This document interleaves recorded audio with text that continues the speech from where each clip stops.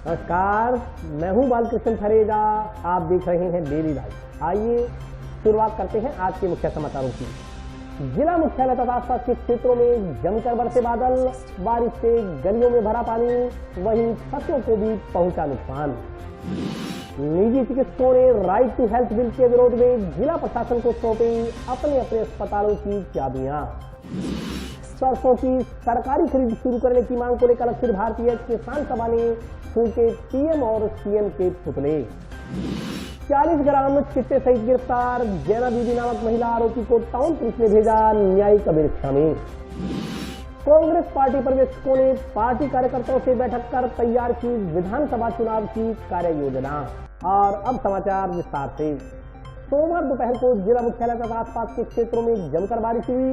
बारिश से जहां गलियों में पानी भर गया, वहीं फसलों को भी भारी नुकसान पहुंचा है। पश्चिमी विक्षोभ के असर के चलते सोमवार को हनुमानगढ़ जिले में सुबह से ही बादलों की आवाजाही रही और दोपहर में जमकर बारिश हुई। बारिशों से खेतों में काट कर रखी गई व पकाव पर खड़ी फसल भीग गई। इससे फसलों को काफी नुकसान हुआ। बारिश के बाद सड़कों गलियों में पानी भर गया। शहरी इलाकों में बरसाती पानी का भराव हो गया। ग्रामीण इलाकों में सुबह कोहरे का असर नजर आया। बारिश के बीच ठंडी हवा चलने से गर्मी काफूर हो गई। बारिश के साथ हवाएं चलने से पककर तैयार खड़ी फसल व पकाव पर खड़ी गेहूं की फसल धरती पर बिछ गई। इससे फसल उत्पादन प्रभावित होगा। जिला मुख्यालय व आसपास के गाँव में करीब 1 घंटे तक तेज बारिश हुई। तेज बारिश से खेतों में पानी भर गया। पानी की निकासी की व्यवस्था न होने से शहरी क्षेत्रों में जगह जगह जल भराव हो गया। इससे वाहन चालकों को परेशानियों का सामना करना पड़ा। Junction, bus stand, collectorate, town में सब्जी मंडी, कॉलेज रोड आदि जगहों पर पानी भर गया, जिससे राहगीरों को परेशानियों का सामना करना पड़ा। मिली जानकारी के अनुसार नोहर व भादरा क्षेत्र के कई गाँव के खेतों में ओलावृष्टि के चलते खेतों में ओलों की सफेद चादर बिछ गई। बारिश के साथ ओलावृष्टि होने से किसानों के अरमानों पर पानी फिर गया। सरसों की कटाई भी एक बार पूरी तरह थम गई है। दूसरी ओर फसलों में नुकसान को लेकर कृषि विभाग भी सक्रिय हो गया है। जिले में हो रही बेमौसम बारिश, ओलावृष्टि व जल भराव के कारण फसल खराब होने पर प्रधानमंत्री फसल बीमा में क्लेम लेने के लिए 72 घंटे के भीतर संबंधित बीमा कंपनी को सूचना देनी जरूरी होगी। आज पूरे जिले के अंदर अतिवृष्टि के कारण और ओलावृष्टि के कारण नुकसान हुआ है। नोर और भादरा के बहुत सारे गांव हैं जिनके अंदर जबरदस्त ओले गिरे हैं, जिससे किसानों की जो पूरी फसल है, जो कि अपने इसकी सरसों की और चने की फसल बिल्कुल तबाह हो गई है। नोर तहसील के अंदर नीमला गांव के अंदर, मालिया के अंदर, बिरकाड़ी के अंदर, मंदरपुरा के अंदर, अरड़की के अंदर ऐसे बहुत सारे गांव हैं जिनकी रिपोर्ट अभी आ रही है। लेकिन प्रथम दृष्टया में 15 ऐसी ग्राम पंचायतें हैं जिनके अंदर ओले गिरे हैं। हमारा प्रशासन से मांग है, जिले प्रशासन से, कि तुरंत एसडीएम को बोल करके और तुरंत कमेटी बना करके हाथों हाथ रिपोर्ट तैयार करके सरकार को भिजवाएं और इस मामले में किसानों को राहत दे। किसानों की पकी पकाई फसल जो तबाह हुई है, ये पूरे जिले के किसान में निराशा है। इसके खिलाफ निश्चित रूप से लड़ेंगे और इनका नैतिक दायित्व बनता है, क्योंकि जिस प्रकार से ये लगातार सरकार ड्रामा कर रही है कि जहाँ जहाँ खराबा होता है उसकी हम तुरंत रिपोर्ट तैयार करवाते हैं। पिछले दिनों जब हमारी सरसों और जब चना खराब हुआ था तो कलेक्टर ने पूरे जिले के अंदर 20% खराबा माना था। आज हम कलेक्टर से दोबारा निवेदन करना चाहते हैं कि किसान का जो धन है वो खुले में रहता है और किसान की पकी हुई फसलें तबाह हुई है। हमारी निवेदन है कि इस मामले में जिला कलेक्टर तुरंत संज्ञान ले और कार्रवाई करे, नहीं तो पूरे जिले का किसान उग्र आंदोलन करेगा। आज की बारिश हुई है, इससे फसलों को काफ़ी नुकसान हुआ है। नोहर के अंदर बहुत भारी मात्रा में बारिश हुई है और वहाँ पे बहुत भारी मात्रा में ओले गिरे हैं। इससे किसानों की जो फसल है वो पूरी तरह से बर्बाद हो गई और अनेकों जगह पर बरसात हुई। इसी बरसात से बहुत नुकसान हुआ है और जो फसलें हैं वो जो गेहूं की फसल है वो पूरी तरह से नीचे गिर गई है, जिससे कम 3 से 4 क्विंटल उत्पादन कम रहने की आशंका है। और जो सरसों की पक्की फसल है वो भी नीचे गिर गई है।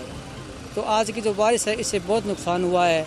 हम सरकार से ये मांग करते हैं कि जो फसलें बर्बाद हुई है उनकी तुरंत गिरदावरी करवा करके और किसानों को उचित मुआवजा दिलाया जाए और समय पर गिरदावरी की जाए, क्योंकि अभी जो गिरदावरी समय पर नहीं होगी तो किसान इस मुआवजे से वंचित रह जाएगा। हम सरकार से यही मांग करते हैं कि इसके तुरंत प्रभाव से गिरदावरी करवा करके किसानों को उचित मुआवजा दिलाया जाए। राज्य सरकार द्वारा लाए गए राइट टू हेल्थ बिल के विरोध में आज निजी चिकित्सकों ने अपने अपने अस्पतालों की तालाबंदी कर चाबियां जिला प्रशासन को सौंप दी।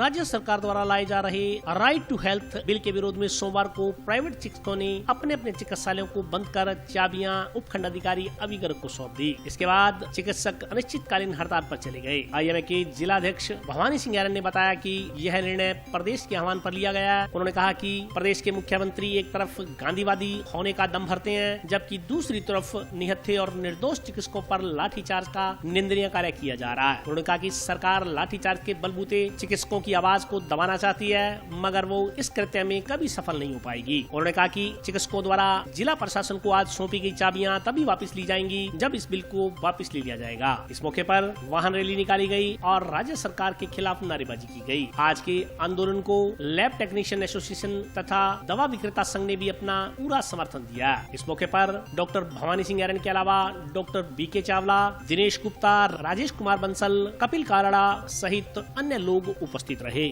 आज हमने वाहन रैली निकाली थी RTH के विरोध में। हमारे सारे प्राइवेट हॉस्पिटल्स जो हैं वो बंद हैं, उनमें किसी भी तरह का चिकित्सकीय कार्य नहीं हो रहा है और आज हमने अपने सारे हॉस्पिटल्स की चाबियां इकट्ठी करके यहाँ ADM साहब को सौंप दी है कि आज के बाद अगर सरकार चाहती है कि हम मुफ्त चलाएं, उसके बजाय सरकार को हमने हॉस्पिटल्स की चाबियां सौंपी हैं। सरकार ही इन हॉस्पिटल्स को चला ले जिस पे उन्होंने 54 तरह के लाइसेंस लगा रखे हैं। सारे स्टाफ की तनख्वाह वही दे दे, हॉस्पिटल की फीस वही दे दे और मरीजों को मुफ्त इलाज वही प्रदान कर दे। हम तो जाके इंदिरा रसोई में खाना खा लेंगे। इसलिए आज अभी गर्ग साहब को चाबियां सौंप दी। कलेक्टर मैडम यहाँ नहीं थी। ये चाबियां हम तभी वापस लेंगे जब सरकार इस RTH कानून को रद्द कर देगी। बहुत ही निंदनीय घटिया प्रकरण है। किसी भी सरकार ने आज तक शांतिपूर्वक प्रदर्शन कर रहे डॉक्टरों पर इस तरह लाठीचार्ज नहीं किया। अशोक गहलोत सरकार एक तरफ तो गांधीवादी बनते हैं, लेकिन ये कोई गांधीवादी तरीका नहीं है कि निर्दोष प्रदर्शन कर रहे लोगों पर इस तरह लाठीचार्ज करें, जिसमें पुलिस महिलाओं तक को नहीं छोड़ा। उनके इतनी बुरी तरह चोटें आई हैं। इससे पूरे प्रदेश के चिकित्सकों में भयंकर रोष व्याप्त है और इससे आंदोलन और तेज ही होगा। सरकार ये सोचे कि हमें इस तरह दबा लेगी, कुचल लेगी, ये संभव नहीं है। जो RTH के विरोध में जो IMA ने जो हड़ताल की है, उसमें हनुमानगढ़ जिला केमिस्ट एसोसिएशन पूर्णतः IMA एसोसिएशन का पूरा समर्थन करती है। हमने अपना पूरा लैब एसोसिएशन का राजस्थान में IMA को पूरा समर्थन दिया है। ये जो काला कानून है, इसमें इन्होंने लैब को भी लिया है, डायग्नोस्टिक सेंटर को लिया है, अल्ट्रासाउंड सेंटर को लिया है, प्राइवेट हॉस्पिटल्स को लिया है। सरकार अगर पूरे गवर्नमेंट हॉस्पिटल में अपने डॉक्टर पूरे नहीं कर पा रही, लैब को पूरा नहीं कर पा रही, लैब टेक्नीशियन पूरे नहीं कर पा रही और काला कानून प्राइवेट को है सारा ही, तो हम इसके विरोध में हम IMA के साथ हैं। पूरी लैब एसोसिएशन इसके साथ है। राइट टू हेल्थ बिल के विरोध में जो IMA के द्वारा राज्यव्यापी प्रदर्शन किया जा रहा है, उसको हनुमानगढ़ की इंडियन डेंटल एसोसिएशन ब्रांच जो है वो पूर्णतः समर्थन कर रही है। हमने भी अपने जो चिकित्सा सेवाएं जो हैं वो बंद कर दी गई हैं अनिश्चित काल के लिए, और जब तक सरकार इस बिल पर डॉक्टर्स की मांगों को मान नहीं जाती है, तब तक ये हड़ताल इस तरह से अनवरत जारी रहेगी। सरसों की सरकारी खरीद शुरू करने की मांग को लेकर जनशक्ति स्थित कृषि उपज मंडी समिति कार्यालय के सामने चल रहे अखिल भारतीय किसान सभा के आंदोलन में आज PM और CM के पुतले फूंके गए। राज्य सरकार किसानों की लूट बंद करो, बंद करो, बंद करो, किसानों की लूट बंद करो, बंद करो। सरसों की सरकारी खरीद शुरू करने की मांग को लेकर जंक्शन की धानमंडी स्थित कृषि उपज मंडी समिति कार्यालय के सामने अखिल भारतीय किसान सभा के बैनर तले बेमियादी पड़ाव सोमवार को 5वें दिन भी जारी रहा। सोमवार को पड़ाव स्थल पर अखिल भारतीय किसान सभा व सीटू के कार्यकर्ताओं की ओर से प्रधानमंत्री नरेंद्र मोदी व मुख्यमंत्री अशोक गहलोत का पुतला दहन किया गया। इस मौके पर ओम स्वामी, शेर सिंह साकै, रामेश्वर वर्मा, बेअंत सिंह सहित कई किसान मजदूर मौजूद रहे। कार्यकर्ताओं में किसानों ने केंद्र राज्य सरकार के खिलाफ जमकर नारेबाजी की। किसान प्रतिनिधियों ने मांग की कि सरकार अविलंब निर्धारित 5450 रुपए प्रति क्विंटल में सरसों की सरकारी खरीद शुरू करे, अन्यथा इसके खिलाफ आंदोलन तेज किया जाएगा। कलेक्ट्रेट का घेराव कर कामकाज ठप किया जाएगा। किसान आधार है हिंदुस्तान का। सबसे बड़ी आबादी किसानों की है जो अन्न पैदा करता है और उसको आज हर साल 50,000 लोग जो हैं वो मजबूर होकर आत्महत्याएं कर रहे हैं। इसीलिए दिल्ली के अंदर तमाम किसानों के संगठन बैठे रहे। इसके प्रमुख मांग ये थी। इसके साथ साथ एक और है, किसान की फसल अगर बाजार में आएगी सरकार खरीदेगी तो वो गोडाउन में लगेगी, मंडी के मजदूर को, गोडाउन के मजदूर को उसका फायदा होगा। और ये सिर्फ मजदूर और किसान का नहीं, आम लोगों का फायदा है। मरेंगे, जंग करके मरेंगे, हम ऐसे नहीं मरेंगे कि तुम हमारी खेती बर्बाद कर दोगे और हमारी कह के वो भी नहीं खरीदोगे। हम मरने के लिए तैयार होंगे, आपके साथ जंग करेंगे। 24 तारीख को आपको कहा गया है कि हम कलेक्टर का घेरा करेंगे, निश्चित रूप में करेंगे। आपका जो संबंध है वो आपका इंतजाम सरकार कीजिए, जो किसानों का मरने का संबंध है वो आप तैयार कीजिए। आज सरसों की सरकारी खरीद की मांग को लेकर हमारा 15 तारीख से यहाँ पड़ाव चल रहा है और आज मोदी और गहलोत का पुतला जला के हमने विरोध प्रदर्शन किया है और 24 तारीख को हम किसान, तमाम किसानों के संगठन, तमाम मजदूरों के संगठन मिलके प्रशासन को ठप करने का काम करेंगे, जिला कलेक्टर का घेराव करेंगे। आज जो सरसों की सरकारी खरीद को लेकर पूरे जिले भर के अंदर कार्यक्रम रखा गया था, जहां ज्ञापन दिए गए, पुतले जलाए गए हैं, कुछ जगह ज्ञापन है, कुछ जगह पुतले। इसी के अंतर्गत हनुमानगढ़ जंक्शन में सरसों की सरकारी खरीद की मांग को लेकर देश के मुखिया प्रधानमंत्री व मुख्यमंत्री राजस्थान जिस तरह से सरसों खरीद को फुटबॉल बना रखा है, इसके खिलाफ आक्रोश अखिल भारतीय किसान सभा का ये आज प्रदर्शन यहाँ किया गया, पुतला जलाया गया और हमारी ये मांग है कि जल्दी से जल्दी सरसों की जो सरकारी खरीद है वो शुरू होनी चाहिए। ਅਸੀਂ ਕੀ ਕਰਨ ਜੋਗੇ ਹਾਂ? ਇਹ ਸਰਕਾਰਾਂ ਨੇ ਸਾਨੂੰ ਤਾਂ ਜਿਵੇਂ ਕਿਸੇ ਨੇ ਕਿ ਮਾਰ ਲਿਆ, ਬਹਿਦੇ ਕੁਛ ਕਰਦੀਆਂ ਦਿੰਦੀਆਂ ਕੁਛ ਹੈ, ਲੈਂਦੀਆਂ ਕੁਛ ਹੈ। ਹੁਣ 5450 ਸਰੋਂ ਦਾ ਭਾਅ ਬਣਤਾ, ਲੈਂਦੇ ਹੈ ਨਹੀਂ। 75% 1 ਤਰੀਕ ਨੂੰ ਸਰੋਂ ਖਰੀਦੀ ਜਾਊਗੀ। ਕਿਸਾਨਾਂ ਤੋਂ 75% ਲੁੱਟੇ ਗਏ, 25% ਜਿਉਂਦੇ ਲੋਕ ਰਹਿਣਗੇ। ਅੱਛਾ, ਜਦੋਂ ਅੱਜ ਸਾਡੀ ਸਰੋਂ ਲੁੱਟੀ ਗਈ ਅੱਧੇ ਭਾਅ, ਫਿਰ ਅਸੀਂ ਕੀ ਕਰਾਂਗੇ? ਅਸੀਂ ਤਾਂ ਇਹੀ ਮੋੜ ਬੰਦਨਾ ਕਰਦੇ ਹਾਂ ਵੀ 24 ਤਰੀਕ ਨੂੰ ਅਸੀਂ ਸਾਰੇ ਕਿਸਾਨ ਇਕੱਠੇ ਹੋ ਕੇ ਕਲੈਕਟਰ ਦਾ ਘਿਰਾਵ ਕਰਾਂਗੇ।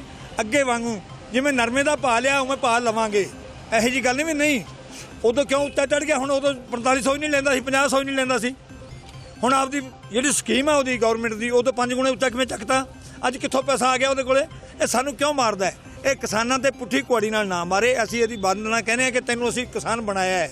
ਪ੍ਰਧਾਨ ਮੁੱਖ ਮੰਤਰੀ ਸਾਹਿਬ ਔਰ ਤੁਹਾਡੇ ਵਾਸਤੇ ਅਸੀਂ ਬੜੀ ਅਸਲ ਸੋਚਦੇ ਹਾਂ ਵੀ ਧੰਨ ਭਾਗ ਹੈ ਸਾਡੇ ਕਿਸਾਨਾਂ ਵਾਸਤੇ।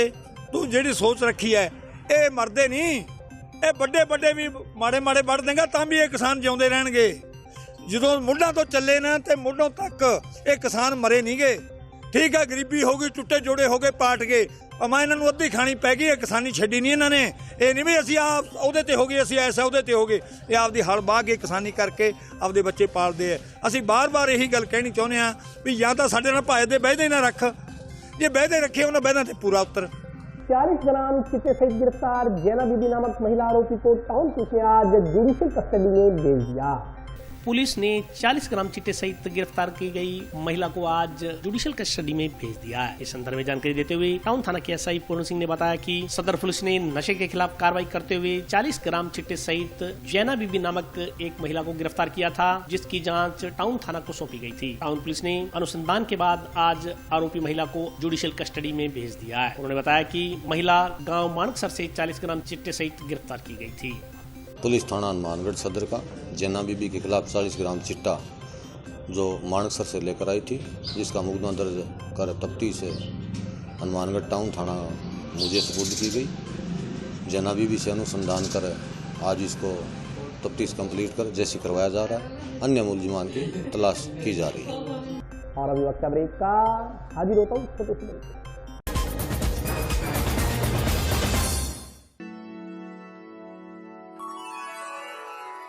यूं तो कई बार मुझे हंसते देखा है, पर ये हंसी कुछ और है। ये गहना मुझ पर जचता है,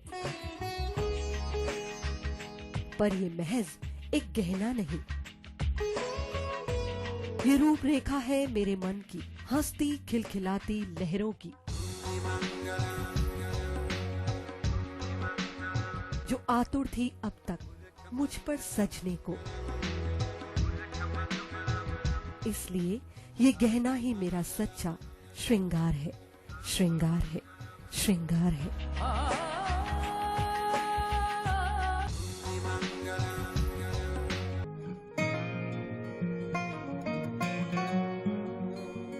बेटा सतीश, देख बेटा, बिजली का बिल आया है, कोई छूट भी मिली है क्या? बजट में तो मुख्यमंत्री जी छूट देने के लिए बोल रहे थे। अरे हाँ माँ, इसमें तो 750 रुपए कम करके आए हैं। अरे वाह, धन्यवाद मुख्यमंत्री जी। सिर्फ आपको ही नहीं, प्रदेश में ये छूट किसी न किसी रूप में सभी को मिल रही है। 100 यूनिट तक बिजली उपभोग करने वाले उपभोक्ताओं को 50 यूनिट भुगतान तक की छूट, 150 यूनिट तक वाले उपभोक्ताओं को 3 रुपए प्रति यूनिट और 150 से 300 यूनिट तक उपभोग करने वाले उपभोक्ताओं को 2 रुपए प्रति यूनिट की छूट दी जा रही है। याद रहे, बिजली की बचत ही बिजली का उत्पादन है। ब्रेक के बाद स्वागत है। आइए नजर डालते हैं अगले समाचार। अखिल भारतीय जनवादी महिला समिति ने गांव मसरूवाला में बसों के ठहराव की मांग को लेकर उच्च अधिकारी को ज्ञापन सौंपा।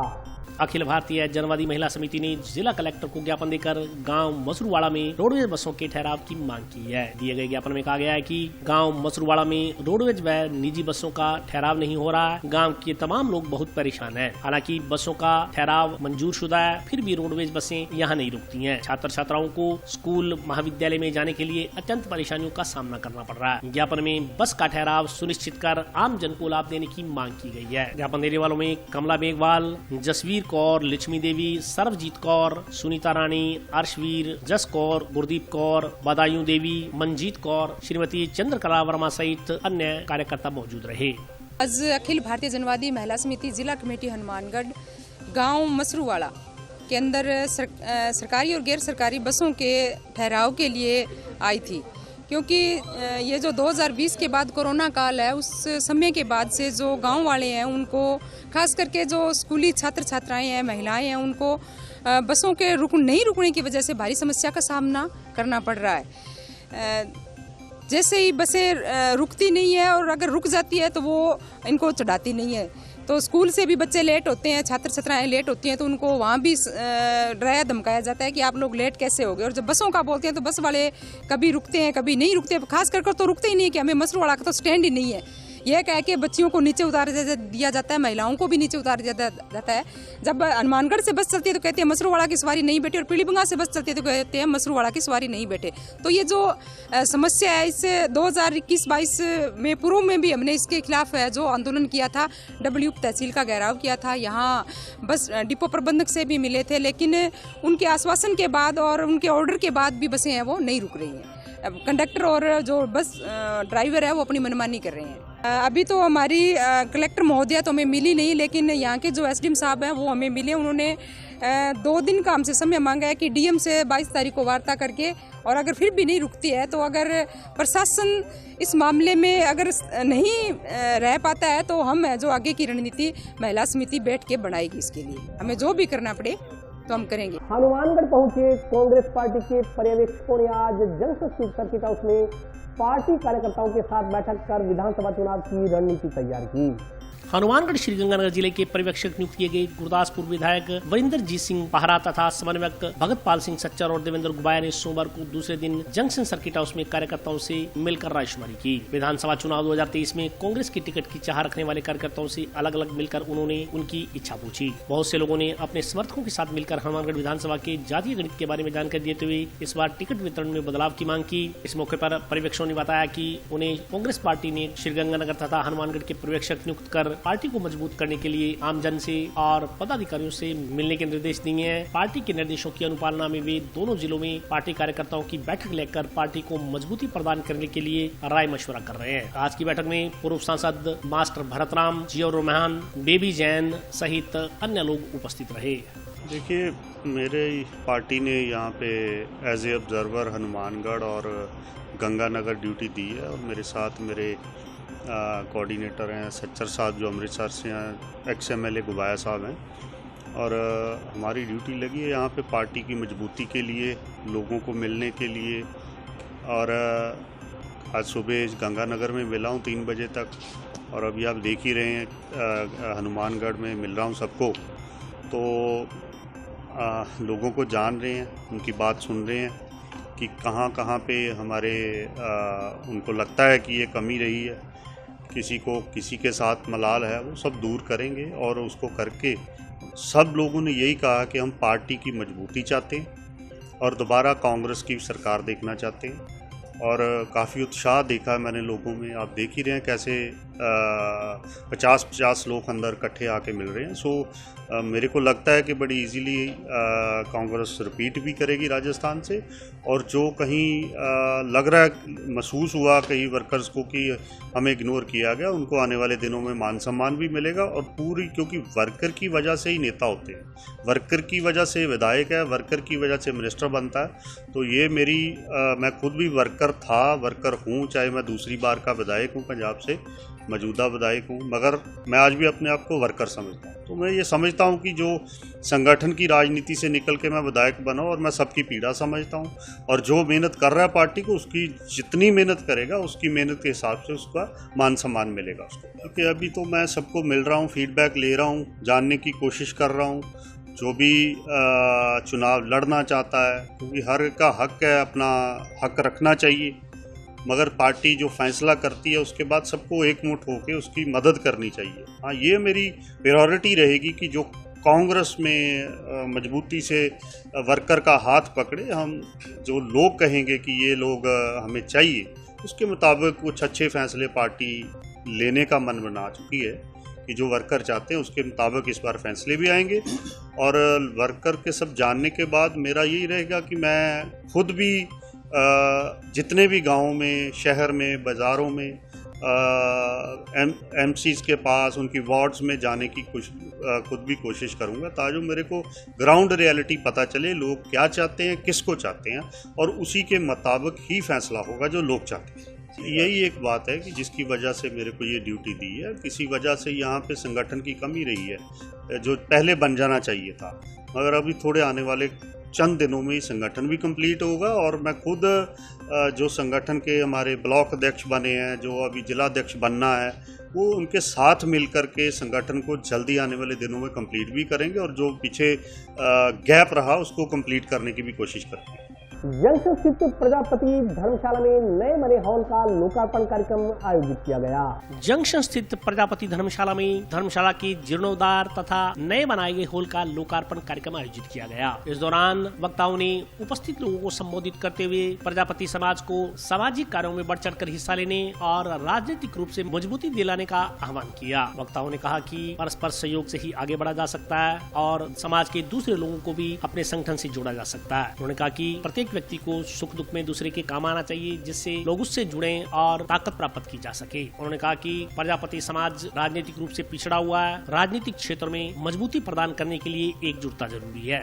आप लोग क्या मोहल्ले की साझी समस्याओं को लेकर के आप कभी एक्शन के पास गए हो कि हमारे मोहल्ले में पानी नहीं आ रहा, एक्शन साहब क्या दिक्कत है, क्या परेशानी है, ये 10 लोग हम लोग परेशान हो रहे हैं, इस समस्या का यानी किसी न किसी निपटारा करो। क्या हम लोग बिजली की समस्या को लेकर के कभी एक्शन के पास गए हैं? क्या हम लोग मोहल्ले की और किसी समस्या को लेकर के और यानी मोहल्ले वासियों को इकट्ठा करके कभी एसडीएम साहब के पास गए हैं, कभी तहसीलदार साहब के पास गए हैं? नहीं। और जब कोई काम पड़ता है तो जी राम कुमार जी के फिर के मैं तो ई राख दे गेड़ ही को नहीं। जब काम पड़ता है ना थाने तहसील में खुद का, जब कहते हैं कि मैं तो ईरा साहब कदे गया ही को नहीं, तो कुण क्या थाने ना गए हो, कोई तमगुमा है कि कोई हो है? ये कोई तगमा नहीं है।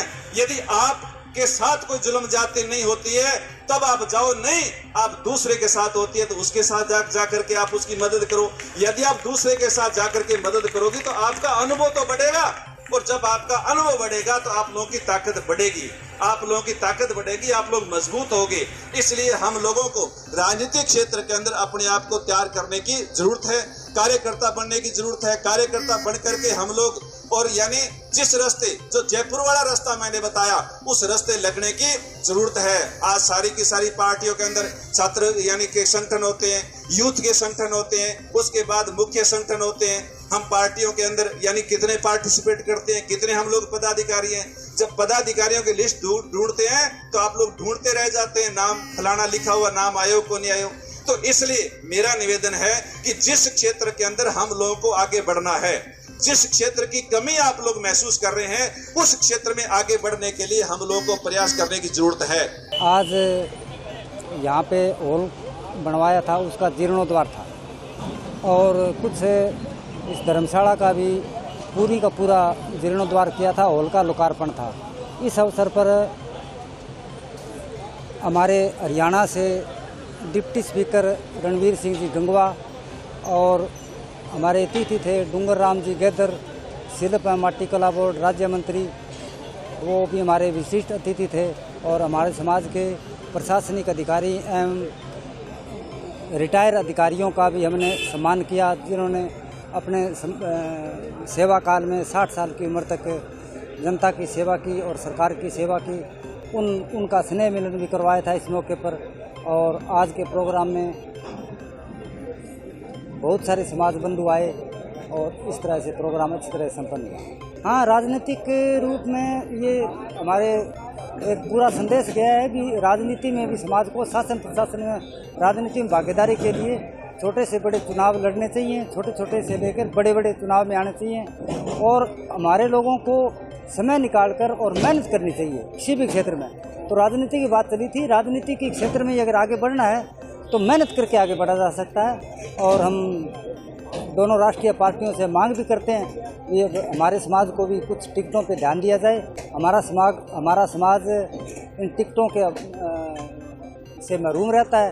कोई भी पार्टी अपनी टिकट बांटती है तो हमारे समाज को अनदेखी करती है। इस पे भी मंथन हुआ और सभी प्रशासन में भागीदारी के लिए मंथन हुआ।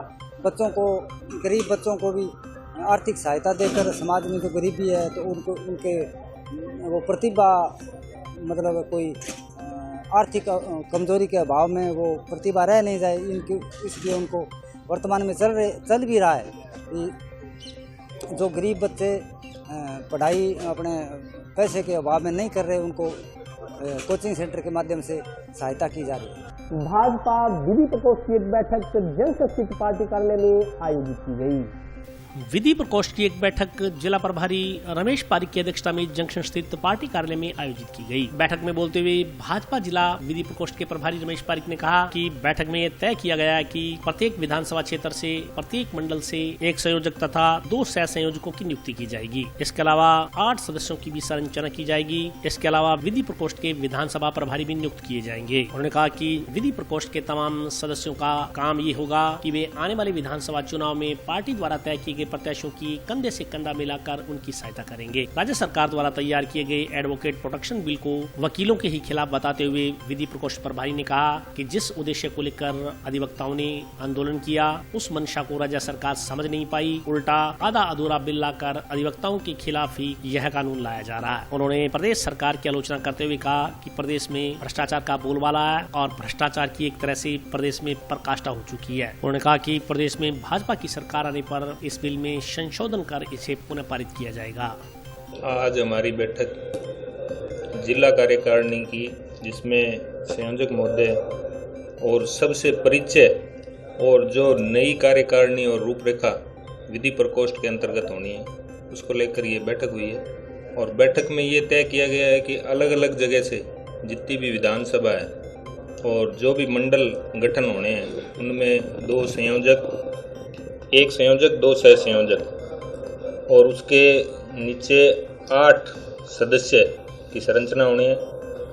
और उसके अलावा विधानसभा प्रभारी नियुक्त करने, जिसमें 1 प्रभारी 2 सह प्रभारी नियुक्त किए जाएंगे। और आने वाले चुनाव में जिन व्यक्तियों को उन विधानसभा से भारतीय जनता पार्टी की टिकट मिलेगी या भारतीय जनता पार्टी जिन पर विश्वास जताएगी उनके साथ कंधे से कंधा मिलाकर काम करेगी। एडवोकेट प्रोटेक्शन एक्ट जो बिल कांग्रेस सरकार लेके आई है, जो ये भ्रष्टाचारी सरकार है, ये मतलब भ्रष्टाचार की पराकाष्ठा हो गई है और वकीलों पर इतने हमले हुए हैं। उसको लेकर जब ये एजिटेशन चल रहा है पूरे राजस्थान के अंदर, भ्रष्टाचार और मारपीट, इनके खिलाफ ये protection act, advocate protection act के लिए एजिटेशन चल रहा है। और जो ये लेके भी आए हैं बिल, जो इन्होंने विधानसभा के अंदर रखा है, वो बिल्कुल ही वकीलों के खिलाफ है। तो हम भारतीय जनता पार्टी के विधि प्रकोष्ठ के जो भी सदस्य हैं वो ये मांग करते हैं कि इस प्रोटेक्शन एक्ट में अमेंडमेंट करके इसको पेश किया जाए। और आज के लिए बस इतना ही। कल फिर हाजिर होता हूँ नए समाचारों के साथ, तब तक के लिए नमस्कार।